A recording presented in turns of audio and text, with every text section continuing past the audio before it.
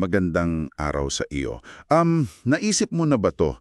Pumirma ka ng kontratas dito sa Pilipinas, trabaho sa ibang bansa, tapos nagka-aberya. Aling batas kaya ang masusunod?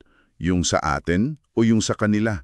Gaano nga ba kalakas yung proteksyon natin para sa mga OFW, lalo na kung parang mas madali kang tanggalin sa ilalim ng batas ng ibang bansa? Ngayon, tatalakayan natin ang isang mahalagang kaso. Ito yung Industrial Personnel and Management Services Inc., IPAMS, SNC Lavalin Engineers and Contractors Inc., at Angelito C. Hernandez versus Jose G. De Vera at Alberto B. Arriola. GR No. 205703, March 7, 2016. Aalamin natin kung kailan ba talaga uubra yung foreign law sa kontrata ng OFW. Kumbaga ay himayin talaga yung mga argumento. Ano ba yung naging desisyon sa baba? At syempre, yung pinaka-importante, yung hatol at paliwanag ng Korte Suprema. Bakit nga ba isang batas ang pinili nilang pairalin dito? Mahalaga to para klaro sa'yo ang mga karapatan mo. Okay. Simulan natin sa kwento mismo. Sino ba yung mga involved dito? Bale, si Alberto Arriola, Pilipinong surgeon siya pero na-hire siya as safety officer para sa isang project sa Madagascar. Yung kumpanya, Canadian, SNC Lavalin. Tapos, dumaan sa local agency, yung IPAMS. Okay. Tapos, yung kontrata niya, anong detalye nun? May kontrata siya 19 months, pinirmahan dito sa Pilipinas, tapos importante to, prinoseso sa POEA.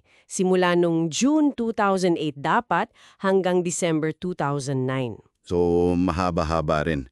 Pero ano yung nangyari? Bakit umabot sa kaso? Yun nga eh. Bandang September 2009, wala pang isang taon at kalahati, basta na lang siyang tinanggal. Pre-terminated, ika nga. Ang sinabing dahilan, diminishing workload daw. Epektibo agad in 2 days. Huh? Ganun kabilis? Tapos binayaran ba siya? Binayaran siya, pero ang basehan, Canadian Labor Law. Mga CA 2,600 lang. Siyempre, umalma si Arriola. Sabi niya, illegal dismissal to.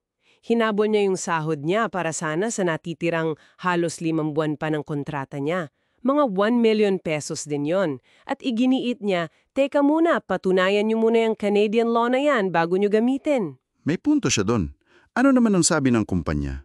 Bakit daw nila ginawa yon? Well, ang depensa nila, tinamaan daw sila ng global financial crisis noon. Kailangan daw magbawas ang gastos, parang retrenchment or redundancy. Tapos, iginiit talaga nila na Canadian law dapat ang masunod. Yung Employment Standards Act o ESA ng Ontario. Bakit daw Canadian law? Dahil Canadian yung main company? Yun ang sabi nila. Tapos, nakalagay daw kasi sa expatriate policy nila at saka doon naman daw talaga siya nagtratrabaho kung baga. At sa ilalim daw ng ESA na to, pwede ka raw tanggalin kahit walang just cause, basta bigyan ka ng notice o kaya separation pay. Nagpakita pa sila ng authenticated copy ng ESA. Okay. So parang legal sa Canada yung ginawa nila, kahit walang sapat na dahilan dito sa Pinas. Parang ganun ang dati. Pero dito nga nagkatalo sa mga korte natin.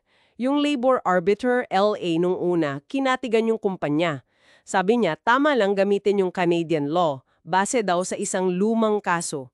Valid daw yung dismissal. Pero hindi doon natapos. Hindi. Umakyat sa NLC. Binaliktad ng NLRC, sabi nila hindi pwede.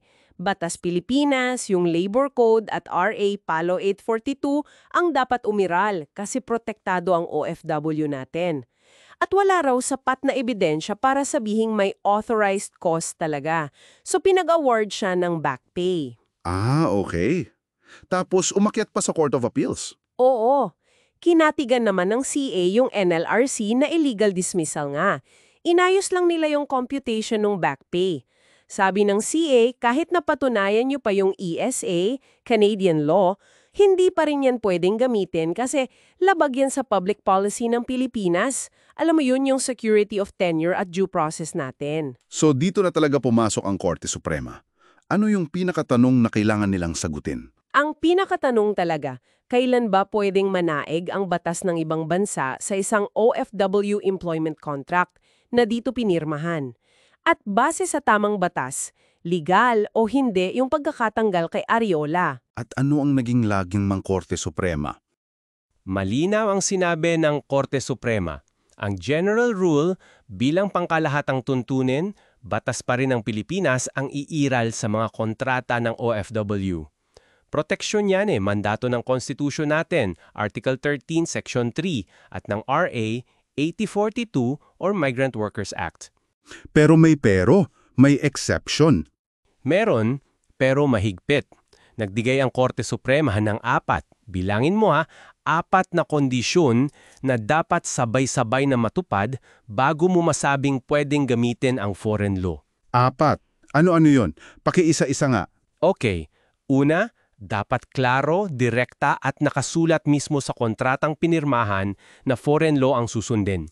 Hindi pwedeng nasa ibang policy lang, sa mismong kontrata dapat. Okay, una, express stipulation sa kontrata. Pangalawa, kailangan mapatunayan mo yung foreign law na yan dito sa korte natin.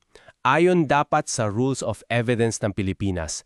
Hindi pwedeng sabi-sabi lang. Pangatlo, At napaka-importante nito, yung foreign law na ipapatupad mo, hindi dapat yan labag sa mga batas, sa moralidad, sa mabuting kaugalian, lalong na sa public policy ng Pilipinas. at yung pang-4, Pang-4, dapat yung kontrata, proseso at aprobado ng POEA. malinaw. 4 na kondisyon. Balikan natin yung kaso ni Ariola. Na-meet ba lahat yon? Dito na yung crucial analysis Yung pangalawa, yung pagpapatunay sa ESA, okay, na-meet nila. Yung pang-4, yung pagproseso sa POEA, check din. Pero yung una, yung express stipulation sa kontrata, bagsak sila doon. Walang nakasulat mismo sa kontrata ni Ariola na Canadian law ang gagamitin. Yung pag-cite nila sa expatriate policy, sabi ng korte, hindi yun sapat. Dahil dito, pinirmahan Lex Loci Celebrationis. Batas natin dapat. At yung pangatlo? Yung hindi labag sa public policy natin. Bagsak din sila doon at ito talaga yung matindi. Yung provincial ng ESA na okay lang magtanggal kahit walang just cause, basta bayaran mo, sabi ng Korte Suprema, hay nako, direkta itong sumasalungat sa pinakapundasyon ng proteksyon sa manggagawa sa Pilipinas, yung security of tenure and due process na nasa konstitusyon natin. Hindi pwedeng baliwalain yan. So, dahil hindi na-meet yung una at pangatlong kondisyon, Tama. Dahil hindi kompleto yung 4 na rekisitos, balik tayo sa General Rule. Batas Pilipinas ang dapat gamitin. At sa ilalim ng labor code natin, hindi napatunayan ng kumpanya na may validong authorized cause sila para tanggalin si Ariola. Yung sinabi nilang financial crisis, parang news article lang daw ang pinakita. Hearsay yun. Kaya ang konklusyon, illegal ng dismissal ni Ariola. Kinatigan ng Korte Suprema ang desisyon ng CA. napakalinaw nun. Grabe yung pinigdaanan ng kaso. At ito ngayon ang tanong para sa iyo na nakikinig. Sa tingin mo, sapat na ba yung mga proseso natin ngayon para masigurong naiintindihan talaga ng bawat OFW yung mga pinipirmahan nilang kontrata? Lalo na kung may nakasaad na foreign law. Ano pa kayang mga hakbang ang pwedeng gawin para mas maprotektahan sila? Magandang tanong yan. Ano ang pinakanatutunan mo sa ating usapan ngayon? Paki-comment naman sa ibaba. At kung nagustuhan mo itong pagsusuri natin, pa-favorite na rin. Recap tayo sa ilang mahalagang konsepto. Una, Lex Loci Celebrationis. Kadalasan, kung saan ginawa yung kontrata, batas doon ang susundin. Pangalawa, processual presumption. Kung hindi mo mapatunayan ng foreign law, isipin ng korte na katulad lang yan ng batas natin. Pangatlo, constitutional protection to labor. Malinaw sa saligang batas. Protektado ang manggagawa. Period. Hindi pwedeng labag sa public policy. Para sa mas marami pang ganitong malalimang pagsusuri sa mga isyong legal at mahalaga sa iyo, mag-subscribe ka na.